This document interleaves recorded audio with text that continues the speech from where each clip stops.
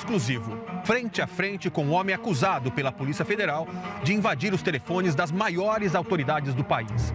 Essa é a primeira vez que o hacker Walter Delgatti Neto concede uma entrevista. Ele garante ter tido acesso a conversas de ministros do Supremo Tribunal Federal, de deputados e de procuradores da Operação Lava Jato. O vazamento das mensagens atingiu principalmente o ex-chefe da Força Tarefa, Deltan Dallagnol, e o ex-juiz e ex-ministro da Justiça, Sérgio Moro. Walter Delgatti agiu sozinho ou a mando de alguém? É o que você vai conferir a partir de agora. Se eu ficar nervoso, você me avisa. E eu sinto como a mão, gesticular à vontade. Eu não posso tomar água durante a entrevista. Se caso eu ficar muito ansioso e travar assim, tem como cortar a gravação, né? Este é o Walter Delgatti Neto, 31 anos. Tô muito nervoso agora. Segundo a Polícia Federal, no ano passado, ele invadiu as contas de telefone de quase 200 autoridades da República. Se eu ficar muito ansioso, eu gaguejo. E eu tenho um mecanismo que ele me trava e não me deixa nem falar. As conversas privadas às quais Walter Delgatti teve acesso estavam no aplicativo Telegram e foram vazadas por ele a um site. As mensagens lançaram dúvidas sobre algumas condutas dos procuradores da Operação Lava Jato e também do então juiz Sérgio Moro. É que eu nunca gravei, é a primeira vez na minha vida. Eu nunca consegui uma entrevista, eu nunca falei em um microfone. Walter Delgatti Neto foi preso no dia 23 de julho do ano passado, durante a Operação Spoofing da Polícia Federal, na cidade de Ribeirão Preto, no interior de São Paulo. Tá certo aqui? Gravado certinho? Depois de quase um ano de negociação, ele aceitou dar uma entrevista exclusiva para a CNN Brasil. A reportagem é de Adriana Farias e Caio Junqueira. Walter Delgatti Neto, o hacker de Araraquara. Ele ficou preso por 1 ano e 3 meses no presídio da Papuda, em Brasília, e foi solto no dia 17 de outubro deste ano e está em condição de liberdade provisória. É a primeira vez que ele dá uma entrevista depois da prisão. Walter, muito obrigado por dar essa entrevista para a CNN. Quem agradece sou eu. Você está disposto a contar tudo pra gente? Sim, estou disposto.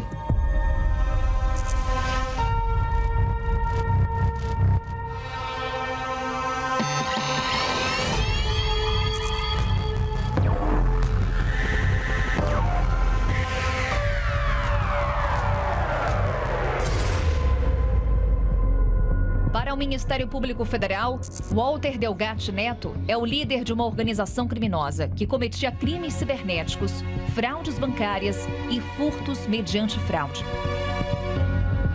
As invasões das contas das autoridades teriam começado no dia 2 de março de 2019. A primeira vítima, o deputado Eduardo Bolsonaro, do PSL. Segundo a Polícia Federal, no dia 2 de março de 2019, você hackeou o deputado federal Eduardo Bolsonaro. Na mesma madrugada, o vereador pelo Rio de Janeiro, Carlos Bolsonaro. E, na sequência, o presidente da República, Jair Bolsonaro. O que você viu no celular, nos celulares da família Bolsonaro? A conversa deles eram apagadas. Eles apenas diziam que era para ir para o chat secreto, pois o chat secreto ele tem acesso apenas naquele dispositivo. Uma pessoa que acessa a sua conta, ela não consegue acesso à conversa do chat secreto. No celular do presidente não tinha nada? Nada. E não tinha nenhum arquivo, nada no celular dele? Não tinha nada. Apenas na agenda do presidente e na agenda do Flávio, o nome do Eduardo era embaixador. E na do presidente? Também. No começo de 2019, logo depois da posse, Jair Bolsonaro cogitou nomear o filho, Eduardo, para a vaga de embaixador do Brasil nos Estados Unidos. Em outubro, depois de muitas críticas, o próprio Eduardo desistiu da indicação. Fico no Brasil e, com certeza, para levantar adiante as bandeiras do conservadorismo e apoiar o presidente Jair Bolsonaro. O próximo alvo de Walter Delgatti, segundo a Polícia Federal, foi o deputado Kim Kataguiri, do Democratas. Na época, eles estavam na CCJ discutindo a reforma da Previdência. E eu assistindo isso, me interagindo para a faculdade e tal, e vi, eles brigavam, e um queria acesso aos dados da reforma, e não tinha acesso. Aí eu pensei, eu vou acessar e ver a conversa deles, entre eles, foi quando eu acessei o do Kim Kataguiri, o deputado. E aí, o que você viu lá? O do Kim tinha um grupo com diversos áudios e eles diziam sobre o Frota, que o Frota queria o MBL para ele. Você ainda tem esses áudios? Não, esses áudios eles foram apreendidos e estão com a Polícia Federal. E a partir do Kim, você chegou onde? A partir do Kim, eu tive acesso ao Alexandre de Moraes, que não tinha conversas, mas ele tinha uma lista de contatos. O que tinha no celular do Alexandre de Moraes? Nada demais, ele apagava tudo. Eu tive acesso também ao e-mail dele, tinha inclusive o livro novo dele. Eu apenas baixei o livro para ler, mas... Não tinha nenhuma conversa do ministro Alexandre? Tinha conversa em e-mail, mas era entre eles e era conversa de processo, que não tinha interesse. Ele com outros ministros do Supremo? Sim, mas isso era por e-mail, então era conversa formal. Eu acredito que era, inclusive, o assessor dele quem mandava o e-mail, não ele. Já quanto ao Telegram, não tinha conversa nenhuma, ele apagava todas. Walter Delgatti encarava a invasão das contas como uma espécie de reality show que ele acompanhava diariamente. Nessa época, eu estava sem dormir, eu estava empolgado com tudo e eu fiquei cego, eu comecei a enxergar somente isso. Eu pensava nisso, eu sonhava com isso, eu acordava pensando nisso, eu fazia isso. Eu ia para aula com o celular, com o Telegram conectado, lendo conversas. O hacker garante que no início não tinha como alvos os procuradores da Operação Lava Jato, nem o então juiz Sérgio Moro, que atuava na 13ª Vara Federal de Curitiba. Eu não tinha como foco a Lava Jato. Se eu tivesse como foco a Lava Jato, eu teria conseguido antes. A Lava Jato seria o último lugar que eu pensei que encontrar irregularidades. Eu pensava, aqui tem, mas a Lava Jato não vai ter. Ele diz que decidiu invadir a conta de Deltan Dallagnol, então chefe da Força Tarefa da Lava Jato de Curitiba, depois de assistir a uma palestra do procurador. Ele apresentou aquele pacote, aquelas 10 medidas na anticorrupção, e eu acabei criando esse interesse. Quando eu vi o nome dele, eu queria ter acesso à conta dele e ver quem estava cometendo crimes. Eu pensei, eu vou ver lá a investigação do Rio de Janeiro do Temer, eu vou ver investigações de outros empresários e políticos, mas quando eu tive acesso, eu acabei me decepcionando, que eu vi que o crime estava sendo cometido entre eles. A invasão aconteceu no aplicativo de mensagens Telegram, que era usado por Dallagnol e outros procuradores para falar sobre a Lava Jato. Assim que eu acessei, tinha já uns 4 ou 5 grupos com muita conversa, mas muita conversa mesmo. E eu comecei a entender que eles faziam tudo por lá. E conforme você ia acessando, você ia salvando? Salvar não foi fácil, porque o Telegram, quando faz um novo acesso, ele só autoriza um backup 24 horas depois. E eu com medo de em 24 horas ele descobrir que eu acessei a conta, comecei a pesquisar um jeito de fazer o backup antes do prazo, que foi quando eu fiz um backup pelo Linux. E demorou muito, porque o backup iniciou salvo engano, numa terça-feira e acabou na quinta-feira. De tanto arquivo que tinha. Ele tinha 5 anos de conversa, tinha muita mensagem, muito arquivo, muito mesmo. A essa altura você estava sozinho nesse processo todo ou você ia comentando com amigos ou com outras pessoas o que você tinha e o que você estava vendo? Essa altura ainda teve o Thiago, que foi o outro rapaz que foi preso, que ele assumiu inclusive, que ele me ajudou a extrair a conversa. Walter está falando de Thiago Eliezer Martins Santos, um programador de sistemas que ele conheceu na internet. Thiago também foi preso na Operação Spoofing e apontado pelo Ministério Público Federal como alguém que orientava determinadas condutas de Walter Delgatti. Outro preso foi Luiz Henrique Molição, um amigo de faculdade de Walter, que teria atuado diretamente na invasão dos celulares. Eu acabei comentando com ele, falei assim, eu tive acesso a isso, e ele se interessou também e me ajudou a ler. A nossa intenção era assim, aqui vai ter 20 irregularidades, vamos separá-las. Mas não, tinha muita. Então, até que teve uma hora que eu pensei, não tenho o que fazer aqui, tem que pegar um jornalista, alguém que cubra a Lava Jato, que tenha conhecimento, porque a linguagem que é totalmente diferente. E foi quando eu fui atrás de algum jornalista. E como você chegou ao Glenn? Eu tentei falar com alguns jornalistas, eu via na agenda de contato algum, só que eu chamava e não respondia, eu falava que eu tinha arquivos da Lava Jato, conversas que comprometia, eles não acreditavam, acabavam não dando bola por ser um estranho chamando. E foi quando eu tive acesso ao Telegram da Manuela Dávila. Manuela Dávila foi procurada no dia 12 de maio de 2019, um dia das mães. Walter Delgatti fingiu ser o senador Cid Gomes. Quando ela ficou online, eu fui no Telegram do Cid Gomes e chamei ela. Manuela, primeiro, teria desconfiado. E, de acordo com Walter, não quis conversar com ele. Foi quando eu encaminhei um áudio. Um áudio da conversa, inclusive, nesse áudio é a voz de um procurador falando coisas irregulares. Ela ouviu esse áudio, foi quando ela teve interesse. Eu lembro que ela não respondia. Eu enviei o áudio e fui tomar café da manhã. Quando eu voltei, tinha 25 ligações dela. Desesperada. A ex-deputada confirma que recebeu vários áudios do hacker, mas diz que não ouviu nenhum. Eu não ouvi nenhum dos áudios que ele me mandou. Ele me mandou muitos conteúdos justamente no período em que eu falava com o meu advogado. Todos eles foram entregues já para a Polícia Federal. Manuela conta que Walter Delgatti também enviou prints de conversas entre os procuradores da Lava Jato. Não veio com todas as informações para mim, né? Ele foi anunciando alguns conteúdos que ele tinha, né? Alguns ele anunciava nominalmente, outras ele enviava alguns prints para mim. Eu imediatamente liguei para o meu advogado para falar com ele. Eu não sou mais deputada, né? Então, se eu fosse deputada, era minha obrigação receber as denúncias e justamente pedir a investigação delas mediante a condição do trabalho parlamentar, né?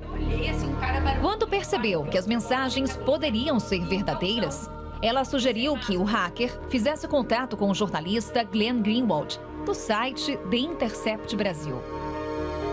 Ele não queria conversar com jornalistas, porque dizia que também tinha muitos documentos comprovando o envolvimento e atos de corrupção de jornalistas e de jornais. E então eu sugeri a ele que ele contatasse o jornalista Glenn Greenwald e ele topou, né? Lembrei a ele que o jornalista era especialista num caso similar a esse, que era o caso Snowden. E o Manuela disse sim, me ligou e me perguntou se eu tivesse interesse de falar com ele. E eu disse, obviamente, tenho. E ele disse, para fazer isso tem que baixar o Telegram, porque nunca usei Telegram, eu sempre usei Signal, porque eu sabia que Telegram não é seguro. E eu baixei, instalei Telegram e 5 minutinhos depois eu comecei a falar com a fonte, que me explicou tudo que ele explicou para a Manuela e começamos assim. No dia 9 de junho de 2019, as primeiras mensagens foram publicadas pelo The Intercept Brasil. A reportagem citava que os procuradores da Lava Jato de Curitiba, liderados por Deltan Dallagnol, discutiram formas de inviabilizar uma entrevista do ex-presidente Luiz Inácio Lula da Silva. Na época das trocas de mensagens, Lula estava preso na Superintendência da Polícia Federal, em Curitiba, e tinha uma entrevista marcada com o jornal Folha de São Paulo, autorizada pelo ministro do Supremo Tribunal Federal, Ricardo Lewandowski. Minha preocupação é, por exemplo... O candidato do PT à presidência era Fernando Haddad. E segundo o The Intercept Brasil, os procuradores estavam preocupados com a repercussão da possível entrevista. Sei lá, mas uma coletiva antes do segundo turno pode eleger o Haddad, teria escrito a procuradora Laura Tesler. No fim das contas, outro ministro do Supremo, Luiz Fux, derrubou a entrevista, que só aconteceu depois da eleição vencida por Jair Bolsonaro. Ao todo, mais de 100 reportagens foram produzidas a partir das mensagens vazadas. Glenn Greenwald e o The Intercept Brasil foram criticados por publicar as matérias aos poucos, 1 ou 2 vezes por semana. Apoiadores da Operação Lava Jato acusaram os jornalistas de fazer uso político das mensagens e de tentar desestabilizar Sérgio Moro. Na época das divulgações, Moro era ministro da Justiça e Segurança Pública de Jair Bolsonaro. Primeiramente, é impossível para o público processar e entender informação quando você publica informação na quantidade enorme. 30, 40 artigos no mesmo dia, ninguém pode processar, ninguém pode entender, tudo vai ser apagado se a gente fizesse isso. Também com um arquivo com deste tamanho e desta complexidade, demora muito tempo para pesquisar o arquivo, para entender tudo que está lá. Glenn Greenwald também foi criticado por aceitar receber e publicar mensagens privadas, obtidas a partir do cometimento de um crime. Para um jornalista, a obrigação do jornalista também é muito simples. Divulgar todas as informações que o público tem o direito de saber, que é relevante para o interesse público. A única opção ética nessa situação é publicar. 10 anos e 8 meses de prisão por corrupção ativa e lavagem de dinheiro, na ação que envolvia o apartamento triplex do Guarujá. Segundo Léo Pinheiro, o triplex foi propina da empreiteira ao ex-presidente Lula, em troca de contratos assinados com a Petrobras. Por causa da delação premiada, o então juiz Sérgio Moro autorizou Léo Pinheiro a sair da prisão depois de 2 anos e 6 meses. No caso do triplex, Lula foi condenado a 9 anos e 6 meses de prisão por corrupção passiva e lavagem de dinheiro. A condenação foi confirmada em segunda instância. E no ano passado, o Superior Tribunal de Justiça reduziu a pena para 8 anos, 10 meses e 20 dias de reclusão. Quando o Léo Pinheiro prestou aquele depoimento que foi usado para condenar o presidente Lula de forma ilegal, ele já estava condenado a mais de 30 anos de prisão. Então, o que foi feito ali, claramente, foi um negócio. A Lava Jato queria condenar o presidente Lula, esse objetivo sempre deixou-se claro, foi deixado claro, e de outro lado, você tinha alguém que queria obter benefícios porque havia efetivamente cometido crimes. As mensagens publicadas pela imprensa foram anexadas pelos advogados de Lula a um pedido de anulamento das sentenças, que será julgado no Supremo Tribunal Federal. No dia 9 de junho do ano passado, o The Intercept Brasil escreveu que, horas antes da apresentação da denúncia do caso Triplex, o procurador Deltan Dallagnol duvidava das provas contra Lula e de propina na Petrobras. Ainda tenho receio da ligação entre Petrobras e enriquecimento, teria escrito Dallagnol. O The Intercept Brasil também publicou mensagens que davam a entender que o então juiz Sérgio Moro, em alguns momentos, orientava os procuradores da Lava Jato. O hacker Walter Delgatti Neto garante ter lido mensagens trocadas entre Sérgio Moro e Deltan Dallagnol, que, segundo ele, indicavam que os dois tinham interesse no ex-presidente Lula. O foco era o Lula, mas os empresários também e outros políticos ou diretores da Petrobras que eles mantinham preso até a pessoa falar.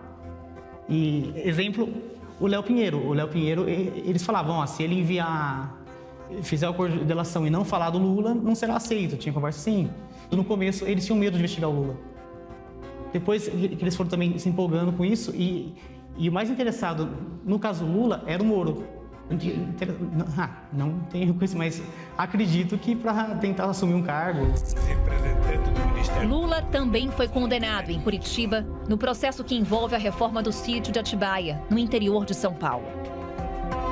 Os desembargadores do Tribunal Regional Federal da 4ª Região fixaram pena de 17 anos, 1 mês e 10 dias de prisão por corrupção ativa, passiva e lavagem de dinheiro.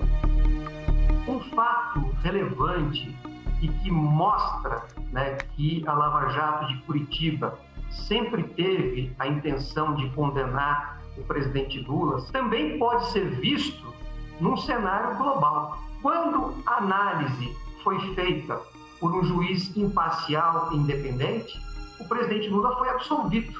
Isso aconteceu em todos os julgamentos já ocorridos até hoje fora da Lava Jato de Curitiba. Ou ele foi absolvido definitivamente, ou a própria investigação foi encerrada com a conclusão de que o presidente Lula não praticou qualquer ato ilícito. Em nota, o procurador Deltan Dallagnol afirmou que as mensagens obtidas pelo The Intercept Brasil não tiveram sua autenticidade comprovada. Dallagnol diz que a divulgação das mensagens é questionável, porque foram obtidas por meios criminosos e não revelaram atividades ilícitas dos agentes públicos. O procurador considera que o conteúdo das mensagens foi distorcido reiteradamente para atacar a Operação Lava Jato. Deltan Dallagnol finaliza dizendo que a Lava Jato se mostrou um trabalho consistente de responsabilização de corruptos, inédito no Brasil, cuja legalidade e regularidade foi avaliada e referenciada inúmeras vezes pelos tribunais, nas 4 instâncias do poder. O ex-juiz Sérgio Moro não quis conversar com a CNN Brasil sobre o assunto. Depois de deixar o governo de Jair Bolsonaro em abril desse ano, Moro passou a trabalhar no setor privado. Ele foi contratado como sócio-diretor de uma consultoria norte-americana que tem como cliente a empreiteira Odebrecht, um dos principais alvos da Operação Lava Jato. Investigadores da Polícia Federal descobriram que o celular de Sérgio Moro foi invadido no dia 4 de junho do ano passado, quando ele ainda era ministro. Só que dessa vez, Walter Delgatti Neto não teve muito tempo de agir. Ele foi preso no mês seguinte, durante a Operação Spoofing. Mais de um ano depois da prisão, Polícia Federal e Ministério Público Federal ainda tentam responder a uma das perguntas-chave do processo contra Walter Delgatti. Alguém pagou pelas mensagens vazadas? 23 de julho de 2019. Walter Delgatti Neto dorme em seu apartamento no interior de São Paulo. A essa altura, ele já tinha vazado milhares de conversas dos procuradores da Operação Lava Jato para a imprensa. E a Polícia Federal queria saber quem era o hacker que invadia as contas de telefone das autoridades mais importantes do país, como o então ministro da Justiça e Segurança Pública, Sérgio Moro. Walter achava que podia ser preso a qualquer momento. Na verdade, eu pressentia que eu poderia ser, porque o Moro tinha viajado. Ele viajou para os Estados Unidos e comprou um equipamento lá, segundo ele. E ele ficou 4 dias de folga e uma semana ele não tinha voltado. Foi quando eu falei, Moro, isso na conversa. Eu falei, tá estranho, ele não voltou. Eu acho que vou ser preso. A viagem de Moro não teve nenhuma relação com a Operação Spoofing. Mas o pressentimento de Walter iria se confirmar em breve. Às 6 horas da manhã, a Polícia Federal derruba a porta da casa do hacker de Araraquara. Eu estava dormindo, eles quebraram a porta, eu acordei. Era de manhã? Era, 6 da manhã. E subiram os policiais e a síndica. Ele entrou e perguntou se era o Walter, eu falei que sim. Aí ele perguntou se eu sabia o que era, eu falei, é do Moro? Aí ele, pronto, conseguimos. No mesmo dia, outras 5 pessoas foram presas. Além de Walter, Tiago Eliezer, Luiz Henrique Molição, Gustavo Elias Santos, Suelen Priscila de Oliveira e Danilo Cristiano Marques. Segundo o Ministério Público Federal, todos fazem parte de uma organização criminosa que praticava fraudes bancárias, invasão de dispositivos informáticos e lavagem de dinheiro. Com relação à organização criminosa, entendo que as demais pessoas que estão sendo acusadas nesse processo é tão somente para justificar esse tipo penal. Quem participou efetivamente da interceptação foi só o Walter. Na pior das hipóteses, ele teve a ajuda de mais 2 pessoas. Então, foi inserido o Gustavo e foi inserido a Suelen para justificar essas 4 pessoas e aí configurar o tipo penal. Os 6 acusados foram levados para Brasília, onde foram interrogados pela Polícia Federal. Walter admitiu as invasões das contas de Telegram das autoridades logo no primeiro depoimento. Mas, segundo ele, os investigadores não ficaram satisfeitos. Você pensou em fazer delação? Te pressionaram a fazer uma delação premiada? Eu fui pressionado o tempo todo. Desde o primeiro dia? Desde o primeiro dia. Por quem? O delegado. O delegado falava, faça uma delação, conte a verdade. Vamos esclarecer isso que eu te solto. Em algum momento, eles sugeriram que você delatasse alguma pessoa em específico? Sim, eles davam a entender que a delação, caso eu fizesse, só seria homologada se eu falasse do Glenn. Todas as vezes eles queriam que eu falasse do Glenn. De forma alguma foi solicitado que ele fizesse uma delação premiada, muito pelo contrário, a Polícia Federal tem uma experiência já em vários casos concretos em que réus presos, investigados presos, eles têm uma tendência de criar fatos, envolver novas pessoas para tentar obter um benefício. Então, de forma alguma, nós iríamos pressionar o Walter a prestar um depoimento incriminando determinada pessoa sem ter um elemento de prova concreto. Os policiais também queriam saber se alguém pagou pelas mensagens. Walter disse que não. Alguém pagou pelas mensagens? Não, ninguém pagou. Você nunca pensou em ganhar dinheiro com isso? No começo, eu até pensei, vou ser bem sincero. A Manuela, inclusive, assim que comecei a conversa com ela, ela ofereceu, ela perguntou: o que você quer por isso? Quanto você quer por isso? E o que você respondeu? Respondi que eu queria justiça, que tivesse o fim da corrupção que estava acontecendo ali. E ela chegou a te oferecer dinheiro? Sim, ela ofereceu antes de eu enviar. Assim que eu expliquei o que eu tinha, ela fez as perguntas. Não sei se a intenção dela era, caso eu respondesse que sim, ela não aceitar o envio, ou qual era a intenção dela, mas eu percebi, eu senti que ela fez essa pergunta, porque se caso eu falasse que queria algo em troca, ela ia me bloquear algo do tipo, pensando que seria até a oposição se disfarçando de um hacker. Ah, você não sentiu que ela tinha um interesse de fato em pagar pelo material? Não, eu não senti, mas ela ofereceu. Como que ela falou? Assim que eu enviei um áudio que ela viu que realmente eu tinha e acessei o dela, tudo, ela perguntou: o que você quer em troca? Quanto você quer por isso? E eu logo em seguida, eu disse que não queria nada em troca e que ia enviar, que queria apenas justiça. Foi quando ela me passou o contato do Glenn.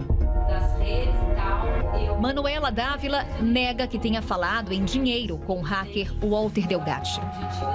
A ex-deputada entregou o celular dela voluntariamente para a Polícia Federal. Os investigadores tiveram acesso às conversas da ex-deputada com o hacker e não encontraram nenhuma mensagem que indicasse alguma intenção dela em pagar pelas mensagens. Eu tenho todas as mensagens, felizmente, guardadas e entregues para a Polícia Federal. Então, todos nós sabemos que essa troca de mensagens não aconteceu. Porque, de fato, ele, inclusive, me disse que não queria dinheiro sem ser perguntado, né? Então, essas mensagens são disponíveis às autoridades brasileiras, né? Tanto é que o inquérito já acabou, né? E acabou me fazendo vítima da invasão dele, né? Se eu tivesse oferecido algo financeiro para ele, eu não seria tida pela Polícia Federal como vítima da ação que aconteceu. A Polícia Federal considerou Manuela mais uma vítima dos ataques de Walter Delgatti. Os investigadores concluíram que ela foi apenas a ponte entre o hacker e o jornalista Glenn Greenwald. E o Glenn nunca ofereceu? Não, nunca ofereceu dinheiro. Porque tem dois depoimentos que falam sobre dinheiro. O Gustavo diz que o Walter, em uma conversa por telefone, disse que iria vender o conteúdo das contas de Telegram de autoridades para o Partido dos Trabalhadores. Isso chegou a acontecer? Não, isso não condiz com a realidade. E aí tem um depoimento do Molição, que disse à Polícia Federal que você e o Thiago Eliezer, que também foi preso, falaram que tinha interesse em descobrir quais eram as pessoas investigadas para vender essas informações a jornais. Isso chegou a acontecer? Não, na verdade, eu tinha o interesse de descobrir quem estava sendo investigado e falar: ó, fulano vai ser preso. Agora, essa questão de ser investigado e vender isso, acredito que o Molição tenha falado sobre pressão, ou ele queria algum benefício em troca, uma liberdade, algo do tipo. Então, mas tem umas transações financeiras que aparecem nas quebras de sigilo, que eu queria te falar. O Gustavo Elias Santos movimentou R$1 milhão de 4 de dezembro de 2018 a 8 de junho de 2019, que é a véspera da primeira reportagem. O Thiago movimentou R$940 mil de 1º de janeiro de 2018 a 17 de julho de 2019. E a Suelen movimentou R$827 mil de 10 de janeiro de 2018 a 18 de outubro de 2019. Então, esses 3 períodos coincidem em maior ou menor grau com o período das publicações. Mas Eu não tinha contato com o Gustavo e a Sueli, então o movimento deles eu não tenho conhecimento. Inclusive, segundo ele, em oitiva e para mim, isso era investimento em Bitcoin que ele fazia. Mas eu não sei, não tenho conhecimento. O Thiago, eu sei que ele tinha um restaurante e que ele movimentava do restaurante, mas também eu não posso afirmar por se tratar de um montante dele. Tanto que a minha conta não tem a suspeita de lavagem de dinheiro. A minha conta é a única que movimentou R$100 mil em um ano em cartão de crédito, de iFood ainda. Você garante que em nenhum momento eles fizeram negociações ou receberam ofertas pelo material? Eles me alegaram que não, eles garantiram não, nunca. Hoje, quase um ano e meio depois da Operação Spoofing, não há nenhum indício de que alguma pessoa ou instituição tenha pago pelas mensagens extraídas por Walter Delgatti. Toda a instrução deixa muito claro que isso não aconteceu, né? O próprio depoimento do Walter, interrogado por mais de uma vez pela autoridade policial, ele deixa claro que ele não tinha nenhuma motivação financeira. O jornalista Glenn Greenwald não confirma que o Walter é a pessoa que lhe enviou as mensagens dos procuradores da Lava Jato. Glenn afirma que nunca pagou e nunca pagaria pelo material. Nunca ofereci dinheiro para nenhum fonte na minha carreira jornalística, inclusive deste caso.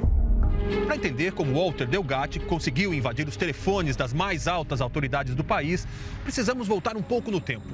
O hacker de Araraquara nasceu em uma família de classe média e foi abandonado pelos pais. Estamos em Araraquara,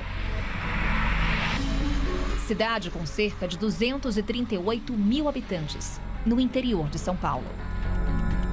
Foi aqui que Walter Delgatti Neto nasceu. E é aqui que ele aguarda julgamento em liberdade provisória, controlado por uma tornozeleira eletrônica. Seria como se eu estivesse preso ainda. Eu estou preso a uma tornozeleira, eu não posso sair na rua após as 10 horas e até 5 da manhã. Eu tenho limites, eu posso apenas sair na cidade. Se caso eu queira deixar a cidade, eu preciso comunicar ao juiz.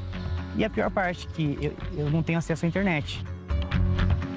A Justiça de Brasília aceitou a denúncia do Ministério Público Federal contra Walter e contra Tiago Eliezer, Luiz Henrique Molição, Gustavo Elias Santos, Suelen Priscila de Oliveira e Danilo Cristiano Marques. Os 6 viraram réus no processo.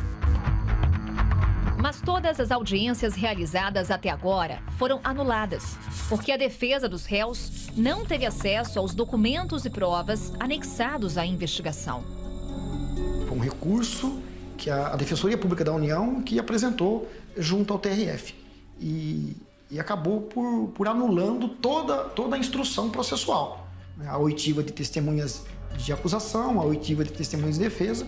E, em função disso, entendeu o magistrado, para não caracterizar excesso de prazo, concedeu ao Walter e ao Tiago a liberdade provisória. Então, hoje ele responde o processo em liberdade. O hacker de Araraquara vive à base de remédios. Walter toma um medicamento para combater a ansiedade e outro que ajuda a aumentar a atenção e a concentração. Em mim, ele me deixa mais calmo, eu consigo ficar parado, eu consigo falar, focar e pensar. Walter tem transtorno do déficit de atenção com hiperatividade e constantes crises de pânico. Um exemplo, eu começo a ler, eu leio uma página, a segunda, na terceira eu esqueci a primeira. Sem a medicação, com a medicação eu consigo resolver isso. E eu fico muito hiperativo, eu não consigo falar, eu penso mais rápido do que eu falo, eu travo na hora de falar. Eu fico inquieto e mexo a perna, o braço e não consigo ficar parado. Fora isso, tem a questão do pânico. Quando tinha 9 anos, Walter foi abandonado pelos pais e levado para uma cidade a 70 quilômetros de Araraquara. Eles se separaram e eu fui morar com a minha avó materna, na cidade de Ibitinga. Foram 2 anos em Ibitinga, com a avó materna. Quando eu tinha me situado lá e feito coleguinhas de escola, tudo, a minha mãe, por algum motivo que até hoje eu não sei, foi lá, me pegou e me levou até a casa da minha avó. a avó paterna. A avó paterna não me queria, me levou de volta. Mas a mãe insistiu e devolveu Walter para a avó paterna. Essa briga de quem fica e quem não fica, como se fosse uma peteca. E ela acabou me colocando na casa da minha avó, no portão da minha avó, com mala e tudo, com roupa, e eu fiquei lá. E acabei ficando lá por compaixão. Era a casa da dona Otília. E por que o Walter veio morar com a senhora? Porque a mãe dele pôs ele aí no portão e deixou aí pra mim cuidar. Então, eu fiquei cuidando. O que a senhora achou dessa atitude? Eu achei que ela, sendo uma mãe, não devia ter feito isso. Mas já que ela fez, fica aqui comigo agora. A tia-avó de Walter, dona Lourdes, lembra como se fosse hoje. Que reação que a senhora teve, assim? De chorar. De chorar. De ver a mãe abandonar o filho. De chorar. E eles magrinhos, jaqueta, acho que passava fome. Isso te abalou muito? O que causou em você? Então, eu não percebi, mas com o tempo, depois, com 19, 20 anos, indo em psicólogo, psiquiatra, eles disseram que afetou muito a minha personalidade. Eu não converso com a minha mãe até hoje, eu não consigo conversar com ela. Eu vejo ela, eu saio correndo. Me dá um pânico, eu saio correndo. Eu não posso ver ela, seria como se ela fosse um inimigo gigantesco. Ainda na infância, ele foi matriculado em uma escola de informática, onde aprendeu a mexer em programas básicos. E o neto ficava estudando. De manhã ia numa escola, de tarde ia na outra. E, graças a Deus, não deu trabalho não para estudar, graças a Deus. Na adolescência, Walter já se interessava por jogos de computador. O computador eu sempre gostei. Antes da internet, quando eu mexia no Paint ou Paciência, eu ficava desenhando, eu me sentia bem de ficar no computador. E naquela época, eu precisava acessar a internet a partir da meia-noite, porque senão a cobrança era muito cara. Sim, então eu acabava acessando meia-noite e ficando até o horário da escola. Desde o começo de internet, você já ficou vidrado em internet. Sim, e eu gostava de fuçar e ter um conhecimento, de vasculhar tudo e descobrir como funciona, ir atrás. Foi nessa época que ele começou a ter os primeiros problemas com a justiça. Walter já foi investigado por adulterar documentos públicos, por falsidade ideológica e por cometer pequenos furtos. O hacker também já foi acusado de estupro por uma ex-namorada do irmão dele. A moça, que tinha 17 anos na época, acabou retirando a queixa e o caso foi arquivado. A primeira prisão de Walter Delgatti Neto foi em junho de 2017. Ele ficou 6 meses detido preventivamente por suspeita de tráfico de drogas e uso de documento falso, uma carteirinha de estudante de medicina da USP. Eles foram até minha residência, um apartamento, acessaram, revistaram o apartamento todo e não encontraram nada.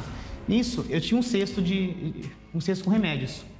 E à época, eu ia à academia e eu tinha uns sachês chama Animal Pack, que é um pré-treino e um pós-treino, e cada sachê tem cerca de 10 comprimidos. Eles viram o sachê e pensaram que eram muitos remédios. E eles apreenderam isso. Nisso, no cesto tinha o remédio Alprazolam, que é o frontal, e tinha o clonazepam, que é o Rivotril. O promotor Marcel Zanin Bombardi entendeu que a quantidade de remédios na casa de Walter configurava tráfico de drogas e pediu a sua prisão preventiva. Walter faz uma acusação grave contra o promotor e contra o delegado do caso. É uma perseguição que existe contra mim e, segundo eles alegaram em oitiva, os policiais em depoimento ao juiz, houve uma denúncia, segundo eles, anônima, que eu estava revendendo as medicações. Mas você falou perseguição aqui em Araraquara? Aqui em Araraquara. De quem? A perseguição era de um delegado à época, que após isso ele se tornou vereador. E essa perseguição, ele, em conluio com o promotor, eles acabaram pedindo ao juiz essa busca e convenceram o juiz. E por que você acha que ele te perseguia? Acontecia alguma fraude em Araraquara e como eles sabem que eu tenho conhecimento informático, eles alegavam que eu precisava pagar um valor a eles e se eu não pagasse, eles iam me denunciar, investigar, indiciar. Para resolver outros casos de fraude, eles atribuíam a você essas fraudes e pediam que você assumisse os crimes para você não ser indiciado e culpado. No começo, existia uma vez que eu acabei pagando isso para eles. Era uma fraude de jogo que eu realmente tinha feito e chegou até eles e eu paguei e eles arquivaram, não continuaram o inquérito. E após isso, eles viram uma fonte de renda em mim, no caso. O promotor Marcel Zanin Bombardi não quis gravar a entrevista. Em conversa por telefone com a repórter Adriana Farias, ele afirmou que nunca cometeu nenhuma irregularidade em relação a Walter Delgatti. No julgamento, em junho de 2018, Walter Delgatti foi condenado por uso de documento falso e absolvido do crime de tráfico de drogas. O médico foi à audiência como testemunha, o farmacêutico explicou que realmente me prescreveu o remédio que eu comprei, eu fui absolvido. Quando eu deixei a prisão, eu fui explicar isso aos amigos que eu tinha conquistado na faculdade. Eu namorava à época e todos me julgavam como traficante. Nessa época, o Walter era estudante de Direito. E foi quando eu perdi namorada, perdi amigos. Parecia que eu estava com lepra, as pessoas não chegavam perto de mim. E teve um dia que essa ex-namorada me disse, ela falou assim, não, o Ministério Público não mente. Em hipótese alguma isso é mentira, quem está mentindo é você. E eu fiquei com isso na cabeça, de certa forma eu tenho que provar que o Marcel, que representava o Ministério Público, ele mentiu, que isso não aconteceu. E na audiência eu vi o Marcel mexendo no celular e no Telegram. Telegram. O aplicativo de mensagens criado na Rússia em 2013 foi a porta de entrada para Walter Delgatti extrair as mensagens privadas dos procuradores da Lava Jato. Tudo começou, segundo Walter, a partir do promotor Marcel Zanin Bombardi. Foi quando me despertou. Se eu tiver acesso ao Telegram, caso ele não tenha apagado, eu vou ter acesso à conversa que ele estava naquele dia, pois eu acreditava que ele estava conversando com o delegado sobre mim. Essa versão é contestada por Marcel Zanin e pela Polícia Federal, que dizem que a invasão ao celular do promotor de Araraquara só aconteceu no dia 1 de junho de 2019, depois da invasão ao celular de Deltan Dallagnol. Walter sustenta que Marcel Zanin Bombardi foi a primeira vítima, logo depois do julgamento, em 2018, e diz que o promotor usava 2 celulares. Nas conversas do promotor com o delegado, você viu que havia conluio sobre o seu processo? Não, sobre o meu eu não encontrei, pois ele tinha apagado. Ou ele apagou ou ele realmente não falou. Como que você aprendeu a hackear o Telegram? Em 2006, eu utilizava o Skype, porque eu fazia ligações na época, não existia o WhatsApp ainda, e naquela época era SMS e ligações, e o Skype era mais em conta. E teve um dia que realmente eu perdi o celular em casa e eu liguei no celular. E o Skype, às vezes, ele ligava com o mesmo número da pessoa. E quando eu liguei, eu tive acesso à minha caixa postal pelo Skype. E até então, eu tive acesso e esqueci disso. E em 2018, quando eu estava tentando acesso, eu lembrei disso. Eu lembrei que dava acesso à caixa postal. E foi quando tinha um sistema à época que podia escolher o telefone que ligava. E eu tentei ligar do mesmo número e consegui acesso à caixa postal. E consegui. Recapitulando o passo a passo da invasão. De posse do número de telefone da vítima, Walter instalava o aplicativo Telegram em um celular usado por ela. Depois, solicitava a ativação da conta do Telegram com o número. Nesse momento, ele ligava para a vítima para manter a linha ocupada. Assim, o código de acesso, enviado por mensagem de voz, caía na caixa postal do celular. Walter, então, entrava na caixa postal da vítima e conseguia o código de acesso do Telegram. Conforme você ia invadindo os celulares das autoridades, altas autoridades da República, você não pensava que em algum momento, ali na frente ou lá na frente, isso poderia te dar problema? Sim, sem dúvidas. Eu pensava nisso e como eu cursava Direito, Eu sei que a pena para invasão de dispositivo é de 3 meses a 1 ano. É uma pena que é de menor potencial ofensivo esse crime. Então, seria no máximo uma multa ou serviço à comunidade. Então, eu sabia que por mais que eu estava acessando autoridades, esse crime é um crime de menor potencial ofensivo. Então, eu assumi esse risco. E onde você queria chegar? No começo, a minha intenção era apenas provar o que fizeram comigo. Só que, após essas invasões, é aquela coisa de ver o que realmente acontece nos bastidores. E você tinha algum interesse político em divulgar ou em fazer uma No começo, não, mas quando eu vi o que fizeram com o ex-presidente Lula, que eu vi que era uma justiça e entendi que ele estava preso, como eu fiquei preso em Araraquara, eu pensei, exemplo, o fato que o prendeu não existe. Foi a mesma coisa que fizeram comigo. Agora, ele revela como conseguiu mensagens entre procuradores da Lava Jato sobre ministros do Supremo Tribunal Federal. In Fuchs We Trust. Teria escrito o então juiz Sérgio Moro em uma conversa no Telegram com Deltan Dallagnol. O Fachin é nosso. Teria comemorado Dallagnol com procuradores da Lava Jato. As 2 frases publicadas pelo The Intercept Brasil constrangeram a mais alta corte do país, o Supremo Tribunal Federal. Para o Intercept, os ministros Luiz Fux, Edson Fachin e Luiz Roberto Barroso eram tratados como aliados de altíssima confiança no STF entre os procuradores. O hacker Walter Delgatti Neto confirma ter lido mensagens que, segundo ele, davam a entender que alguns ministros do Supremo estavam comprometidos em ajudar os procuradores da Operação Lava Jato. Eles tinham um laço bem próximo, o Barroso e o Deltan, conversavam bastante e conversavam sobre processos também. Inclusive, o Barroso, em conversas, auxiliava o que colocar na peça, o que falar, um juiz auxiliando também o que deveria fazer o procurador. Se Barroso, Fachin e Luiz Fux eram considerados aliados da Lava Jato, o mesmo não pode ser dito do ministro Gilmar Mendes. O El País afirmou que procuradores da Lava Jato planejaram acionar investigadores da Suíça para tentar reunir munição contra o ministro. Acho que vale falar com os suíços sobre estratégia, teria dito Dallagnol. A reportagem do El País diz que esse e outros diálogos apontam o empenho da força-tarefa da Lava Jato pelo impeachment de Gilmar Mendes. Walter Delgatti vai além. Você acha que a Lava Jato de Curitiba queria prender ministros do Supremo? Eles queriam, eu não acho, eles queriam. Inclusive Gilmar Mendes e Dias Toffoli. Por que você acha que eles queriam chegar? Eles tentavam de tudo para conseguir chegar ao Gilmar Mendes e o Toffoli. Eles tentaram falar que o Toffoli formou o apartamento e que queriam que a OAS delatasse o Toffoli. Eles quebraram o sigilo do Gilmar Mendes na Suíça, do cartão de crédito, da conta bancária dele. Eles odiavam o Gilmar Mendes. Eles só falavam mal do Gilmar Mendes o tempo todo. Tem conversas deles falando sobre contas do Gilmar Mendes na Suíça? Tem. Inclusive, está com a PF. Não há confirmação de que os procuradores da Lava Jato tiveram acesso a dados de Gilmar Mendes.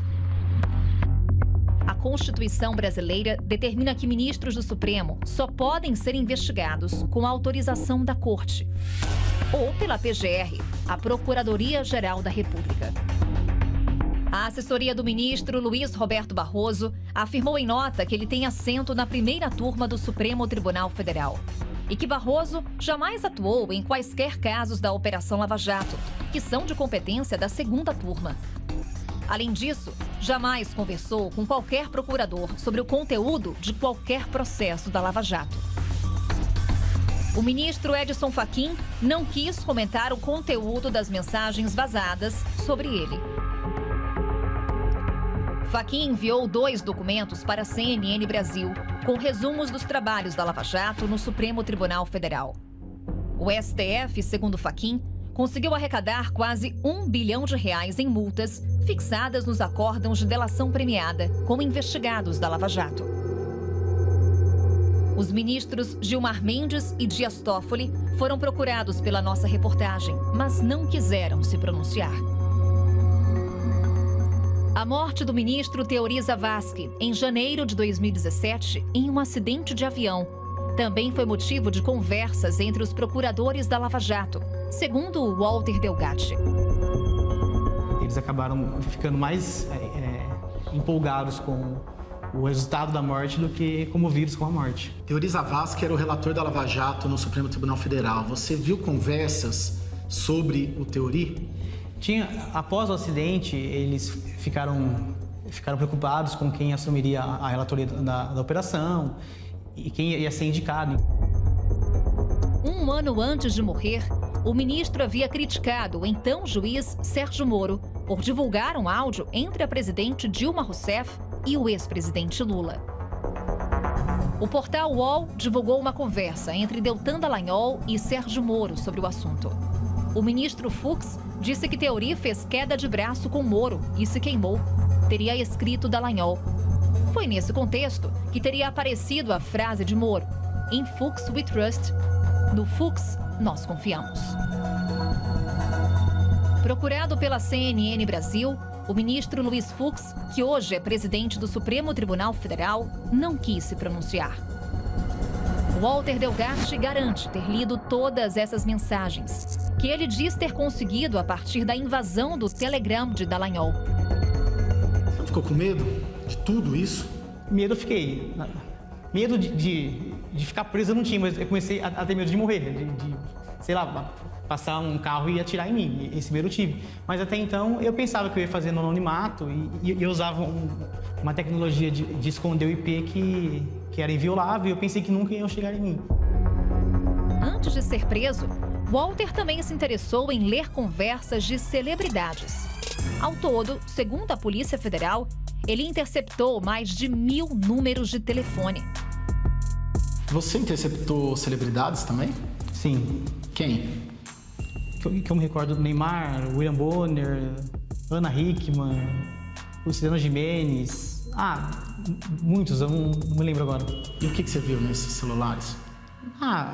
Conversas particulares, coisas particulares. Quando Walter chegou no presídio da Papuda, em Brasília, ele era a celebridade. Foi identificado pelo empreiteiro Sérgio Cunha Mendes, da construtora Mendes Júnior, e por Gedel Vieira Lima, ex-ministro de Lula e de Michel Temer. Eles sabiam quem você era? Sabiam. Que você tinha, de certa forma, denunciado a operação que, de certa maneira, também ajudou a levá-los à prisão. Eu fui muito bem-vindo lá, né? Tanto que o Sérgio, assim que a prisão em segunda instância acabou, que o Gilmar Mendes fundamentou o voto inteiro em vazamentos, ele me agradeceu muito. Ele veio me dar o braço, me deu a mão, ele quase me beijou. Ele me beijou, inclusive, no rosto, ele quase me deu um selinho.